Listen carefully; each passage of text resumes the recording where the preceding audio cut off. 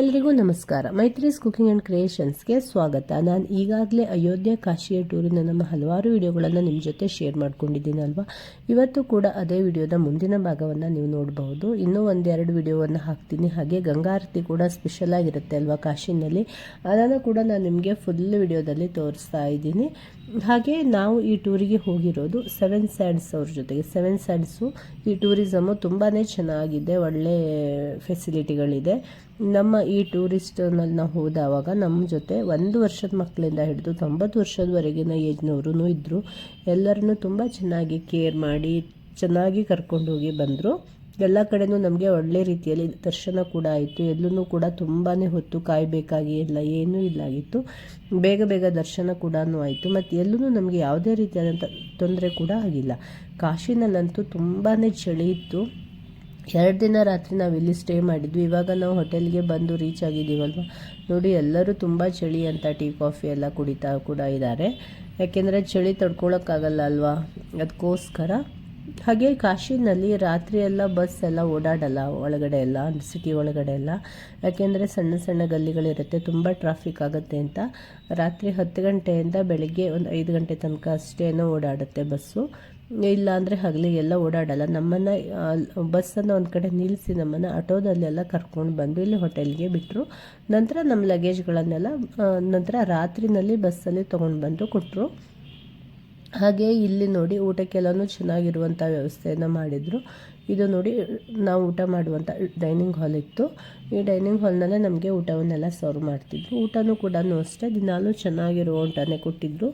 ತುಂಬ ಹೈಜಿನಿಕ್ ಆಗಿರುವಂಥ ಫುಡ್ಡನ್ನೇ ಪ್ರಿಪೇರ್ ಮಾಡ್ತಾಯಿದ್ರು. ಹಾಗೆ ಸ್ವೀಟ್ ಅಂತೂ ಡೈಲಿ ಮಧ್ಯಾಹ್ನ ರಾತ್ರಿ ಎಲ್ಲ ಸ್ವೀಟ್ ಕೂಡ ಇರ್ತಿತ್ತು.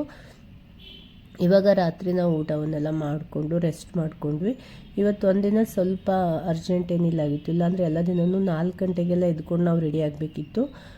ಈ ರಾತ್ರಿ ನಮಗೆ ಸ್ವಲ್ಪ ಲೇಟಾಗಿಯೇ ರೆಡಿ ಆಗೋಕ್ಕೆ ಹೇಳಿದರು. ಬೆಳಗ್ಗೆ 7:30ಗೆ ಎಲ್ಲರೂ ಬ್ರೇಕ್ಫಾಸ್ಟ್ಗೆ ಬನ್ನಿ ಅಂತ ಕರೆದಿದ್ರು. ಅದಕ್ಕೋಸ್ಕರ ಬೆಳಗ್ಗೆ ನಾವು 7:30ಗೆ ಬ್ರೇಕ್ಫಾಸ್ಟ್ಗೆ ಬಂದ್ವಿ. ಆವತ್ತು ಮಾರನೇ ದಿನ ಬೆಳಗ್ಗೆ, ಇದು ರಾತ್ರಿ ಡಿನ್ನರು. ಮಾರನೇ ದಿನ ಬೆಳಗ್ಗೆ ಅದಕ್ಕೋಸ್ಕರ ಬೆಳಗ್ಗೆ ದೋಸೆಯನ್ನು ಮಾಡಿದ್ರು. ಯಾಕೆಂದರೆ ಬೇರೆ ದಿನಗಳೆಲ್ಲ ಆದರೆ ಉಪ್ಪಿಟ್ಟು ಈ ತರಹನೇ ಕೊಡ್ತಿದ್ರು, ಇಡ್ಲಿ ಉಪ್ಪಿಟ್ಟು ಈ ತರಹನೇ.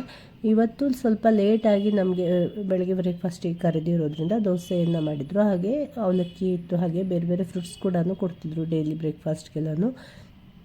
ನಾವೆಲ್ಲರೂ ಬೆಳಗ್ಗೆ ಬ್ರೇಕ್ಫಾಸ್ಟ್ ಮಾಡಿಕೊಂಡು ನಂತರ ಗಂಗಾ ಸ್ನಾನಕ್ಕೆ ಹೋದ್ವಿ. ಗಂಗಾ ಸ್ನಾನ ಆದ ನಂತರ ನಾವು ವಿಶ್ವನಾಥನ ದರ್ಶನಕ್ಕೆ ಹೋಗೋದು. ವಿಶ್ವನಾಥನ ದರ್ಶನಕ್ಕಿಂತ ಮೊದಲು ವಿಶಾಲಾಕ್ಷಿ, ಅನ್ನಪೂರ್ಣೇಶ್ವರಿ ಎಲ್ಲ ದರ್ಶನ ಮಾಡಿಕೊಂಡು ಕೊನೆಯಲ್ಲಿ ನಾವು ದರ್ಶನಕ್ಕೆ ಹೋಗೋದು. ಇವಾಗ ನೋಡಿ, ನಾವೆಲ್ಲ ಬ್ರೇಕ್ಫಾಸ್ಟ್ ಮುಗಿಸ್ಕೊಂಡು ಇವಾಗೆಲ್ಲ ಆಟೋದಲ್ಲೇ ನಾವು ಹೋಗ್ತಾ ಇದ್ವಿ ಗಂಗಾ ತಟಕ್ಕೆ. ಯಾಕೆಂದರೆ ಗಂಗಾ ತಟಕ್ಕೆ ನಾನು ಆಲ್ರೆಡಿ ಹೇಳಿದಾಗೆ ಬಸ್ಸೆಲ್ಲ ಹೋಗಲ್ಲಲ್ವ, ಅದಕ್ಕೋಸ್ಕರ ನೋಡಿ ಎಲ್ಲ ಸಪ್ರೇಟ್ ಆಟೋಗಳಲ್ಲಿ ನಾವು ಹೋಗ್ತಾ ಇದ್ದೀವಿ. ಅಲ್ಲಿ ಗಂಗಾ ಸ್ನಾನವನ್ನು ಮಾಡೋರು ಮಾಡಿದರು, ಕೆಲವೊಬ್ಬರೆಲ್ಲ ಆಲ್ರೆಡಿ ಮೊದಲೇ ಬಂದಿದ್ದೀವಿ, ಸೆಕೆಂಡ್ ಟೈಮ್ ಬಂದಿದ್ದೀವಿ ಅನ್ನೋರೆಲ್ಲ ಮಾಡಿಲ್ಲ. ಗಂಗಾ ಸ್ನಾನ ಆದ ನಂತರ ನಾವಿಲ್ಲಿ ನೋಡಿ ಮತ್ತೆ ಇಲ್ಲಿ ಬೋಟಲ್ಲಿ ನಾವಿದ್ದೀವಿ. ಇಲ್ಲೊಂದು ಅರ್ಧ ಗಂಟೆ ನಾವೆಲ್ಲ ಬೋಟಿಂಗ್ ಮಾಡ್ತೀವಿ. ಬೋಟಿಂಗ್ ಆದ ನಂತರ ಮತ್ತೆ ದೇವಸ್ಥಾನಗಳಿಗೆ ವಿಸಿಟ್ ಕೊಡೋದು. ಎಲ್ಲರೂ ಒಂದೇ ಬೋಟ್ನಲ್ಲಿ ಇದ್ದೀವಿ ನೋಡಿ. ನಾವು ಹೋಗಿರುವಂಥ ಫುಲ್ ಗ್ರೂಪ್ ಇದು. ನಮ್ಮ ಗ್ರೂಪಲ್ಲಿ ನೀವು ಎಲ್ಲರನ್ನೂ ನೋಡ್ಬೋದು. ನಿಮಗೂ ಯಾರಾದರೂ ಪರಿಚಯದವ್ರು ಇರ್ಬೋದು ಅಲ್ವಾ ಇದರಲ್ಲಿ. ಹಾಗೆ ಸ್ನೇಹಿತರೆ, ನೀವು ನನ್ನ ಚಾನಲನ್ನು ಫಸ್ಟ್ ಟೈಮ್ ನೋಡ್ತಾ ಇದ್ದೀರಿ ಅಂತಂದರೆ ದಯವಿಟ್ಟು ಸಬ್ಸ್ಕ್ರೈಬ್ ಮಾಡ್ಕೊಳ್ಳಿ. ವಿಡಿಯೋ ಇಷ್ಟ ಆದರೆ ಲೈಕ್ ಮಾಡಿ, ಶೇರ್ ಮಾಡೋದನ್ನು ಮರೀಲೇಬೇಡಿ. ಹಾಗೆ ನಿಮ್ಮ ಅಭಿಪ್ರಾಯಗಳು ಏನಿದ್ರೂ ಕೂಡ ದಯವಿಟ್ಟು ಕಮೆಂಟ್ ಮೂಲಕ ನನಗೆ ನೀವು ತಿಳಿಸ್ಬೋದು. ಹಾಗೆ ನಾನು ಕಾಶಿನಲ್ಲಿ ಆಲ್ಮೋಸ್ಟ್ ಎಲ್ಲ ವಿಡಿಯೋವನ್ನು ಮಾಡಿದ್ದೀನಿ, ಆದರೆ ಕೆಲವೊಂದು ದೇವಸ್ಥಾನಗಳಲ್ಲಿ ವಿಡಿಯೋವನ್ನು ಮಾಡೋದಕ್ಕೆ ಅವಕಾಶ ಇರೋದಿಲ್ಲ, ಅಲ್ಲೆಲ್ಲ ನಾನು ವಿಡಿಯೋವನ್ನು ಮಾಡಿಲ್ಲ. ಹಾಗೆ ಇದಾದ ನಂತರ ನಾನು ಗಂಗಾ ಆರತಿಯನ್ನು ಕೂಡ ನಾನು ವಿಡಿಯೋವನ್ನು ಮಾಡಿದ್ದೀನಿ. ಅದು ಕೂಡ ತುಂಬಾ ಸ್ಪೆಷಲ್ ಅಲ್ವಾ. ಕಾಶಿನಲ್ಲಿ ಗಂಗಾ ಆರತಿ ನೋಡೋದು ಕೂಡ ಒಂದು ಪುಣ್ಯನೇ. ಗಂಗಾ ಆರತಿಯನ್ನು ಕೂಡ ನೀವು ಮುಂದಿನ ವಿಡಿಯೋಗಳಲ್ಲಿ ನೋಡಬಹುದು. ಬನ್ನಿ ಇವಾಗ ಇವತ್ತಿನ ವಿಡಿಯೋವನ್ನು ನೋಡೋಣ. ಬೋಟಿಂಗ್ ಹೋಗ್ತಾ ಇದ್ದೀವಲ್ವಾ, ಬನ್ನಿ ಹೋಗೋಣ.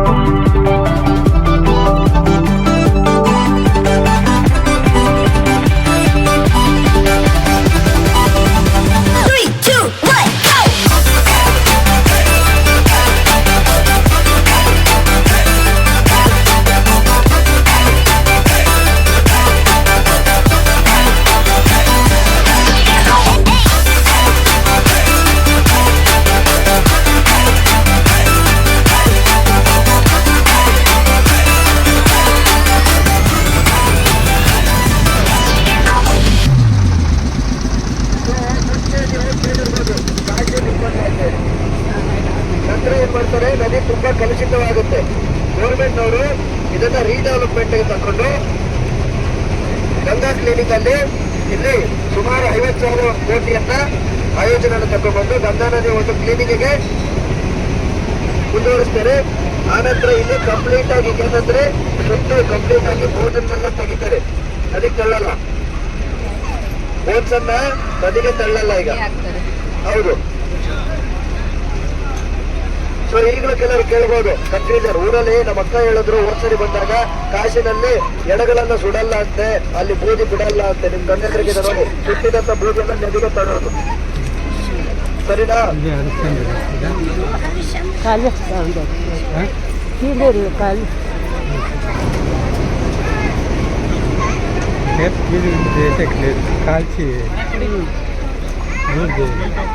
ಎಲ್ಲ ಮಿಷನ್ ಕಂಪ್ಲೀಟ್ ಆಗಿ ಅಲ್ಲಿಗೆ ಹಸಿ ಘಾಟ ಇದೆ, ರಾಜ ಘಾಟ ಇದೆ. ಮೇನ್ ಶ್ರವಣ ನೋಡಕ್ ಬಂದು ಹಸಿ ಘಾಟ. ಓಕೆ ಭಯ್ಯ, ಚಲೋ ಚಲೋ. ಯಾಕಪ್ಪ ಅಂತ ಹೇಳಿದ್ರೆ ಈಗ ನಾವು ನಿಂತ್ಕೊಂಡಿದೀವಿ, ಈ ನೀರು ಎಲ್ಲಿ ತನಕ ಇರಬಹುದು? ನದಿ ಇಷ್ಟಿರ್ಬೋದಲ್ವಾ? ಸೊ ನೀವು ಅಲ್ಲಿ ನೋಡ್ತಾ ಇದ್ರಲ್ಲ ಮಣಿಕರ್ಣಿಕಾ ಅಂತ ಹೇಳಿದ್ರು ಕಂಪ್ಲೀಟ್ ಆಗಿ. ಈ ಮಣಿಕರ್ಣಿಕಾ ಕಂಪ್ಲೀಟ್ ಆಗಿ ಮೆಟ್ಲುಗಳು ಏನಿರುತ್ತೆ ಏನೂ ಇರಲ್ಲ, ಇದು ಇಷ್ಟು ಮುಳುಗಿ ಹೋಗಿರುತ್ತೆ ಕಂಪ್ಲೀಟ್ ಆಗಿ. ಸುಮಾರು ಈ ನದಿಯ ಲೆವೆಲ್ ಇಂದ 30 ರಿಂದ 40 ಅಡಿ ಹೈಟ್ ನೀರು ಬರುತ್ತೆ. ಕಂಪ್ಲೀಟ್ ಆಗಿ ಘಾಟ್ ಮುಳುಕೊಂಡು ಹೋಗಿರ್ತವೆ ಎಲ್ಲದು. ಗಂಗೆ ತನ್ನ ಸಂಸ್ಕಾರವನ್ನು ತುಂಬಿ ಹರಿತಾಳೆ. ಈಗ ನಾವು ಇರುವಂತದ್ದು ಮಣಿಕರ್ಣಿಕಾ. ಈಗ ವಾಳ್ಕೊಂಡಿರುವಂತ ದೇವಸ್ಥಾನ, ಬೆಟ್ಟಾಗಿರುವಂತ ದೇವಸ್ಥಾನದ ಹೆಸರು ಬಂದು ರತ್ನೇಶ್ವರ ಮಹಾದೇವ್ ಟೆಂಪಲ್ ಅಂತ ಹೇಳಿ. ನಾವು ಇಟಲಿಯಲ್ಲಿ ಪೀಸಾ ಅಂತ ಹೇಳಿ ನೋಡ್ತೇವಲ್ಲ, ಬೆಟ್ಟಾಗಿರುವಂತ ಹಾಗೆ ನಮ್ಮ ಭಾರತದಲ್ಲೇ ಅದಕ್ಕಿಂತ ಅಧಿಕವಾದ ಒಂದು ನಮ್ಮಲ್ಲಿ ಅನ್ನೋದಕ್ಕೆ. ಇವಾಗ ನಾವು ಬೋಟಿಂಗ್ ಮುಗಿಸ್ಕೊಂಡು ದೇವಸ್ಥಾನಕ್ಕೆ ದರ್ಶನಕ್ಕೆ ಹೋಗ್ತಾ ಇದ್ದೀವಿ.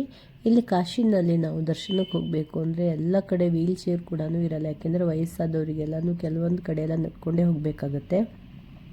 ಯಾಕೆಂದರೆ ತುಂಬ ಚಿಕ್ಕ ಚಿಕ್ಕ ಗಲ್ಲಿಗಳಾಗಿರೋದ್ರಿಂದ ಅಲ್ಲಿ ತುಂಬಾ ಕಷ್ಟ ಆಗುತ್ತೆ, ತುಂಬ ರಶ್ ಕೂಡ ಇರುತ್ತೆ ಅಲ್ವಾ. ಅದಕ್ಕೋಸ್ಕರ ಹಾಗಂತ ಎಲ್ಲ ಕಡೆಯೂ ಹಾಗಾಗಂತೆ ಅಂತ ಹೇಳಲ್ಲ, ಕೆಲವೊಂದು ಕಡೆ ಎಲ್ಲ ವೀಲ್ ಚೇರ್ ವ್ಯವಸ್ಥೆಯೂ ಕೂಡ ಇದೆ ವಯಸ್ಸಾದವರಿಗೆ, ಅಲ್ಲೆಲ್ಲ ವೀಲ್ ಚೇರ್ ಮೂಲಕ ಹೋಗ್ಬೋದು.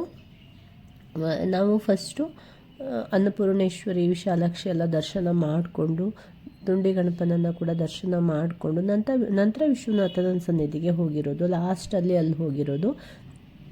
ಎಲ್ಲರಿಗೂ ಅದೇ ಥರ ಹೇಳ್ತಾರೆ, ಫಸ್ಟು ಬೇರೆ ಕಡೆ ಎಲ್ಲ ದರ್ಶನ ಮಾಡಿಕೊಂಡು ನಂತರ ವಿಶ್ವನಾಥನ ಸನ್ನಿಧಿಗೆ ಹೋಗೋದಕ್ಕೆ ಅಂತ ಅಲ್ಲಿ ವ್ಯವಸ್ಥೆಯನ್ನು ಮಾಡ್ತಾರೆ. ನೋಡಿ, ನಾವು ಇಲ್ಲಿ ವಿಶ್ವನಾಥನ ಸನ್ನಿಧಿಗೆ ಹೋಗಬೇಕು ಅಂತ ಇಲ್ಲಿ ಹೊರಗಡೆ ಬಂದಿದ್ದೀವಿ.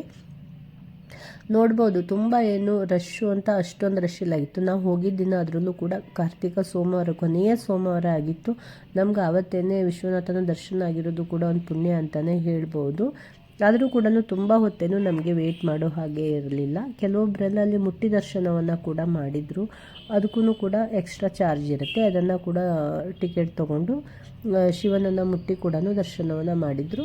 ನಾರ್ಮಲಾಗಿ ಹೀಗೆ ನಾವು ದರ್ಶನಕ್ಕೆ ಹೋದ್ರೂ ಕೂಡ ಅರ್ಧ ಗಂಟೆನೂ ಕಾಯುವಂತಹ ಕೆಲಸ ಬಂದಿಲ್ಲ, ಅದಕ್ಕಿಂತ ಮೊದಲೇ ದರ್ಶನ ಆಗಿಬಿಡ್ತು. ನಾವು ಇಲ್ಲಿ ದರ್ಶನವನ್ನೆಲ್ಲ ಮುಗಿಸ್ಕೊಂಡು ನಂತರ ನಾವು ಊಟಕ್ಕೆ ಅಂತ ಹೋದ್ವಿ. ಊಟಕ್ಕೆ ನಾವು ಹೋಗೋದು ಕೂಡ ಅಷ್ಟೇ ಜಂಗಮವಾಡಿ ಮಠದಲ್ಲಿ ನಮಗೆ ಊಟದ ವ್ಯವಸ್ಥೆಯನ್ನು ಮಾಡಿದರು. ಅಂದರೆ ಊಟವನ್ನು ಮೊದಲೇ ಅಡುಗೆಯವರೇ ಪ್ರಿಪೇರ್ ಮಾಡ್ಕೊಂಡು ಬಂದು ಇಲ್ಲಿ ಊಟವನ್ನು ಸರ್ವ್ ಮಾಡಿದರು ಅಷ್ಟೇ. ಇಲ್ಲಿ ಬೇರೆ ಕಡೆ ಎಲ್ಲರೂ ಕೂಡ ಅಷ್ಟೇ ಅಂತ ಹೊರಗಡೆಯಿಂದ ಊಟವನ್ನು ಮಾಡ್ಕೊಂಡು ಬಂದು ಇಲ್ಲಿ ಸರ್ವ್ ಮಾಡುವಂತಹ ವ್ಯವಸ್ಥೆಯನ್ನು ಇಟ್ಟಿದ್ದಾರೆ. ನಮಗೆ ಇಲ್ಲೇ ಊಟವನ್ನು ಕೊಟ್ಟರು. ನಾವು ನಂತರ ಊಟವನ್ನು ಮಾಡಿಕೊಂಡು ಸ್ವಲ್ಪ ಹೊತ್ತು ರೆಸ್ಟ್ ಮಾಡಿಕೊಂಡ್ವಿ. ನಂತರ ಮತ್ತೆ ಸಂಜೆ ಗಂಗಾ ಆರತಿಗೆ ಹೋಗಬೇಕಿತ್ತಲ್ವ, ಗಂಗಾ ಆರತಿನೂ ಕೂಡ ಅಷ್ಟೇ ನಮಗೆ ಮುಂದ್ಗಡೆನೇ ಬೋಟ್ನಲ್ಲೇ ವ್ಯವಸ್ಥೆಯನ್ನು ಮಾಡಿದರು. ಚೆನ್ನಾಗಿ ನಮಗೆ ಫುಲ್ ಆರತಿಯನ್ನು ಚೆನ್ನಾಗಿ ನೋಡೋದಕ್ಕೆ ಆಯಿತು, ತುಂಬ ಖುಷಿ ಕೂಡ ಆಯಿತು. ಇವತ್ತಿನ ಈ ವಿಡಿಯೋ ನಿಮಗೆಲ್ಲ ಇಷ್ಟ ಆಯಿತು ಅಂತ ಅಂದ್ಕೋತಾ ಇದ್ದೀನಿ. ಮತ್ತೆ ಮುಂದಿನ ವಿಡಿಯೋದಲ್ಲಿ ನಿಮ್ಮ ಜೊತೆ ಸಿಗ್ತೀನಿ. ಬಾಯ್ ಬಾಯ್.